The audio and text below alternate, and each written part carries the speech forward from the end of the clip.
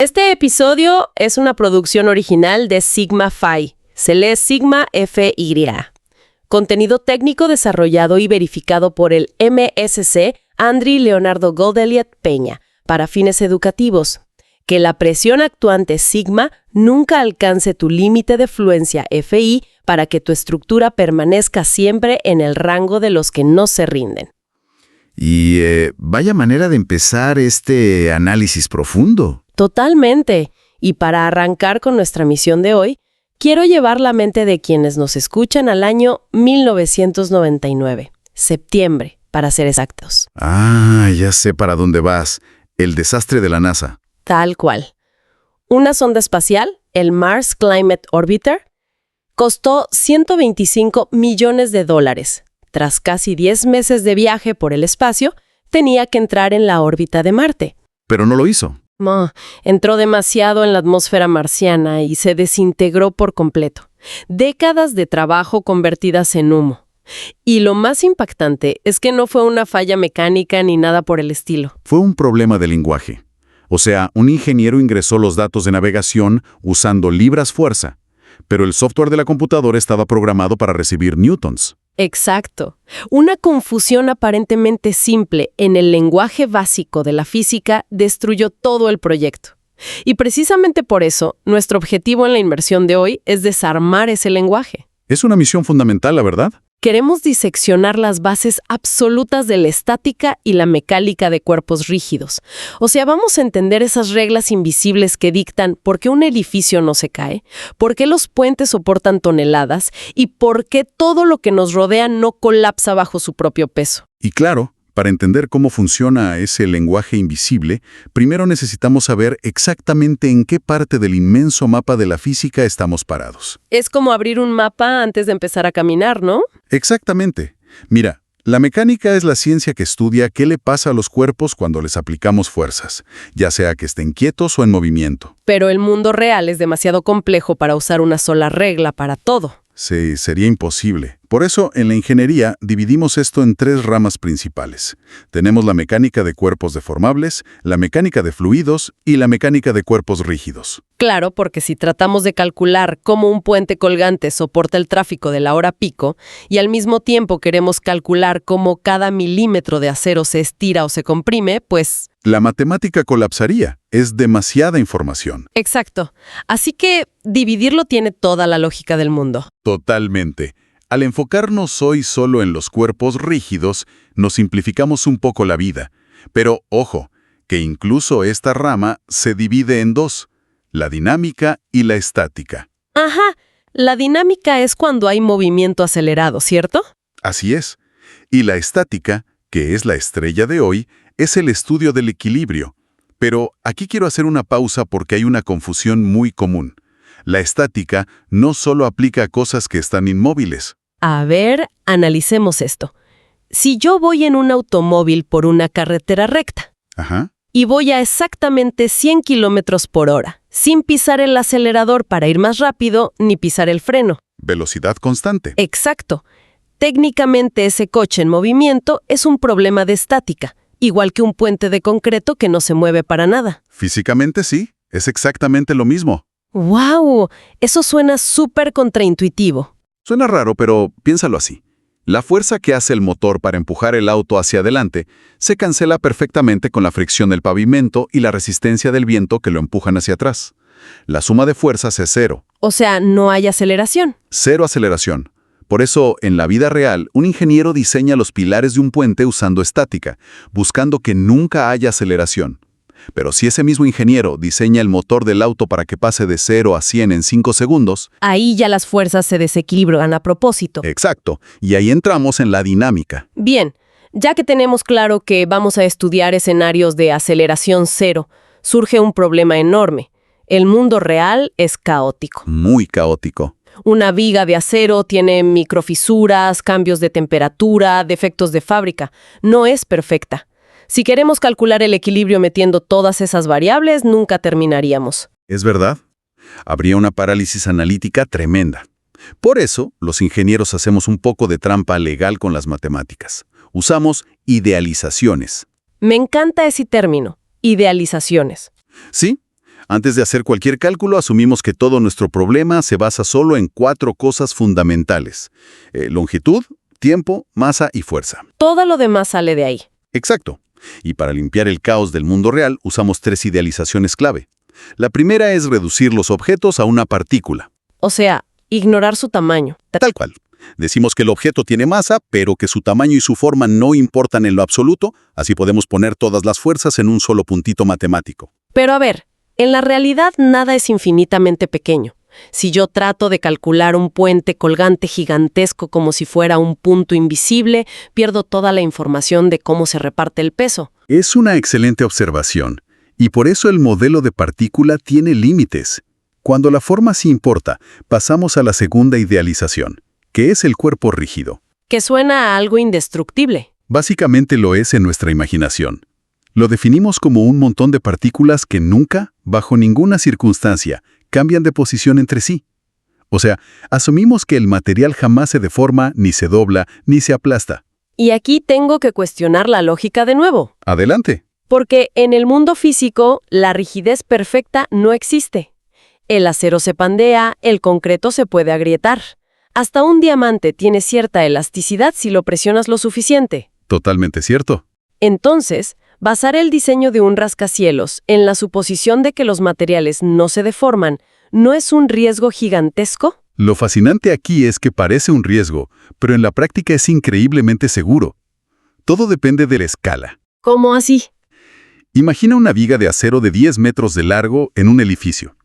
Si le ponemos una carga pesada, tal vez se flexione 2 o 3 milímetros en el centro. Ok, una flexión mínima. Esa deformación es microscópica comparada con los 10 metros de la viga. Esa pequeña curva no cambia de manera significativa cómo interactúan las fuerzas globales del edificio. Ah, entiendo. O sea, la macrogeometría domina por completo sobre la microdeformación. Exactamente. Asumir esa rigidez nos permite hacer cálculos precisos sin tener que resolver ecuaciones de física cuántica para cada tornillo. Y esto nos lleva a la tercera idealización, la fuerza concentrada. Que supongo es aplicar toda la fuerza en un solo punto, ¿no? Exacto. En vez de calcular cómo el viento golpea cada centímetro irregular de una pared, resumimos todo ese empuje en una sola flecha actuando en un punto específico. Y esto tiene una aplicación loquísima en la vida real. Pensémoslo con un tren. Uf, gran ejemplo. Una locomotora pesadísima sobre las vías. En la vida real, la rueda se aplasta un poquito contra el riel y forma como una pequeña elipse de contacto. Sí, por la deformación de los dos metales. Pero calcular esa elipse para diseñar todo el sistema de vías férreas sería una locura. Una pérdida de tiempo y recursos.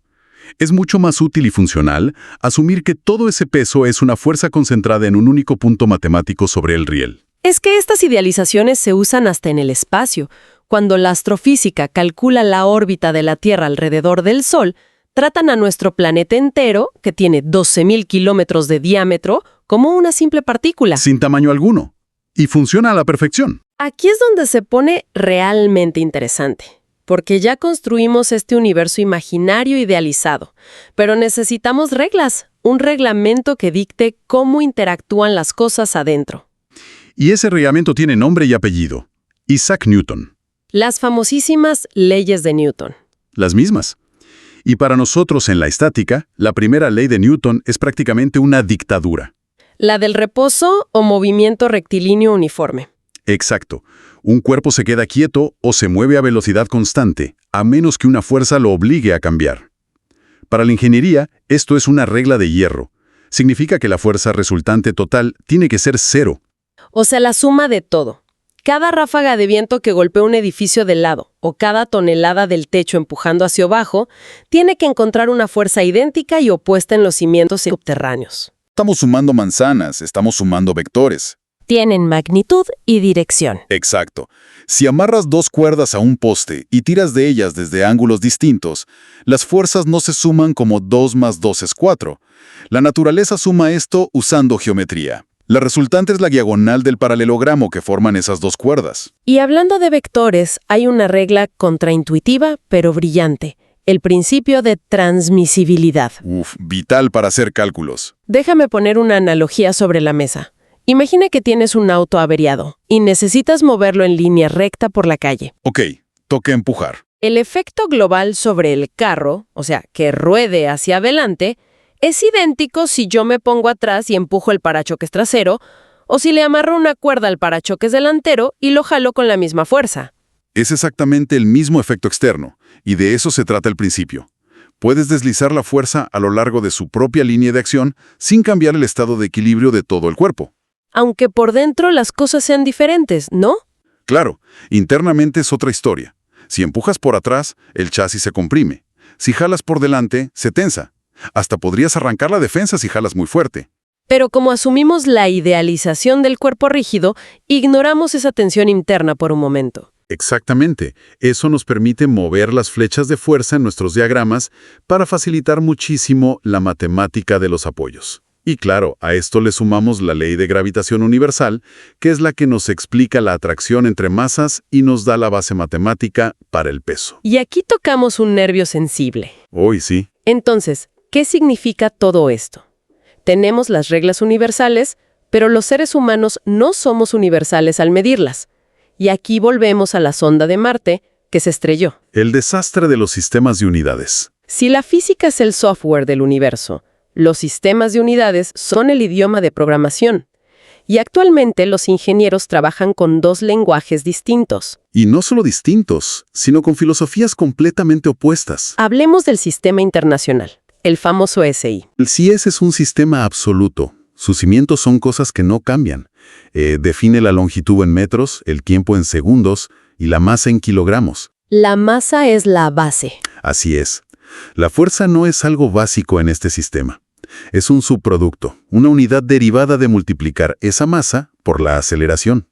A esa fuerza derivada la llamamos Newton. Entonces asume que la cantidad de materia de un objeto, los kilogramas, es la verdad inmutable y la fuerza es circunstancial. Exacto. Pero luego tenemos el sistema de uso común de Estados Unidos, o el sistema inglés, que hace exactamente lo contrario. Voltea la tortilla por completo. Totalmente. Es un sistema gravitacional. Usa segundos para el tiempo, pies para la longitud, pero en vez de basarse en la masa, establece a la fuerza como su pilar fundamental, medida en libras. Las famosas libras fuerza. Y en este sistema, la masa se vuelve el concepto artificial o derivado. Se calcula en una unidad rarísima llamada slug.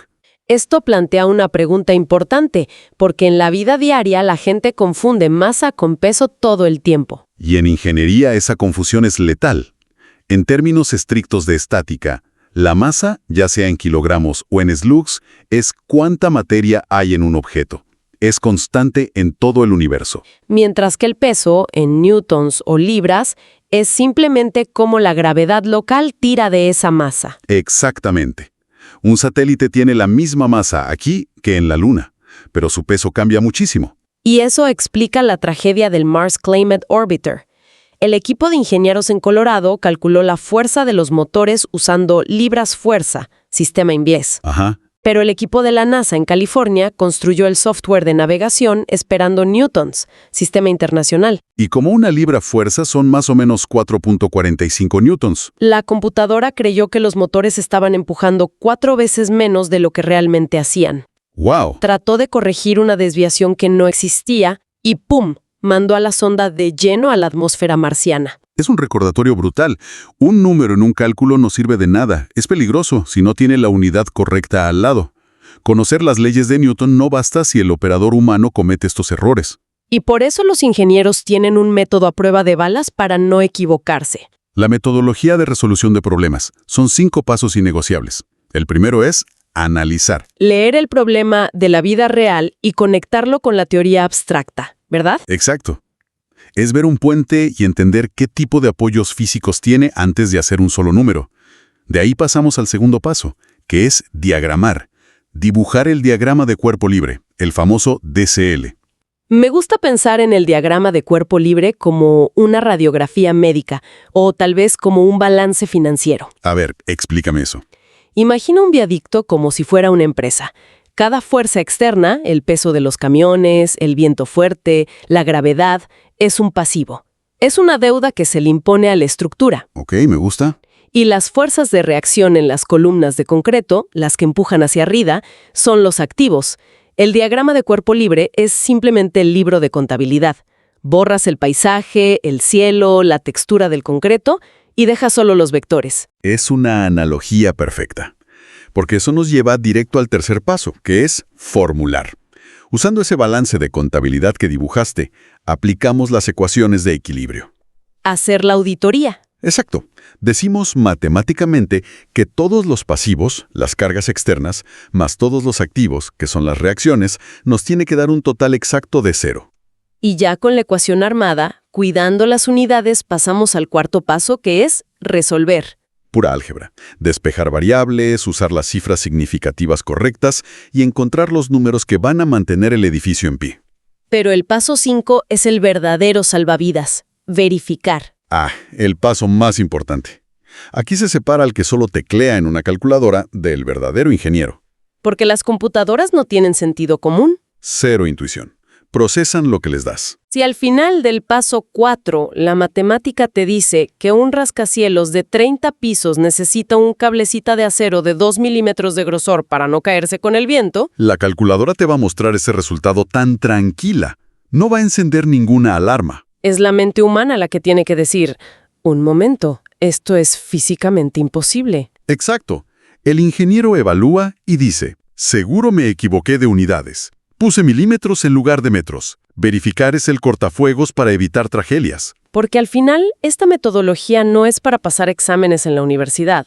Es una responsabilidad civil inmensa. Es la base de nuestra civilización. Tomar el caos de la naturaleza, el viento, el peso, y traducirlo a un orden matemático absoluto a través de un simple diagrama dibujado en papel. Es increíble pensar que ese primer trazo con un lápiz, esas flechas en una hoja en blanco, son la primera promesa real de que el acero y el concreto van a obedecer a las matemáticas y proteger a las personas. Un preludio perfecto para entender a fondo la práctica de los sistemas de fuerzas. Contenido protegido por Sigma FY. Prohibida su reproducción sin autorización del autor.